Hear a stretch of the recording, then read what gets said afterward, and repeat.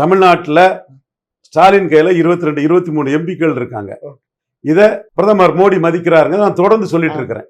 தமிழறி மணியன், ரங்கராஜ் பாண்டே போன்ற சகோதரர்கள்லாம் இதை கொஞ்சம் ஒரு கிரிட்டிக்கல் அனலிஸோட பார்க்கணும். கண்ணை மூடிட்டு விஷயங்களை அணுகக்கூடாது. அது தெளிவாக நான் சொல்லிட்டு இருக்கிறேன். நீங்க உங்க ஆசைக்கு கண்ணை மூடிட்டு பேசக்கூடாது.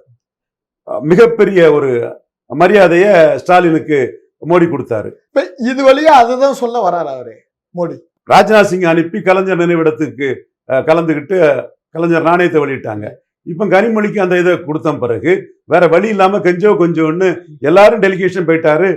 தம்பித்துறையும் ஏதோ மெம்பரா போட்டிருக்காங்களா எனக்கு இப்பதான் தெரியுது. அமித்ஷா பிடிச்சி வாங்கியிருப்பாருன்னு நினைக்கிறேன்.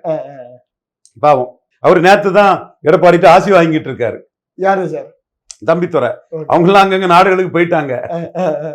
சோ நான் இதுல என்ன பாக்குறோம்னா 11.4% வாக்குக்கு 19.4% வாக்கெடுத்த அதிமுக கிட்ட பலத்திற்கேற்ற பங்கீடு வர்றது வர மோடி எடப்பாடி ஒரு செக்கில் வச்சுதான் கொண்டு போவார்னு நினைக்கிறேன்.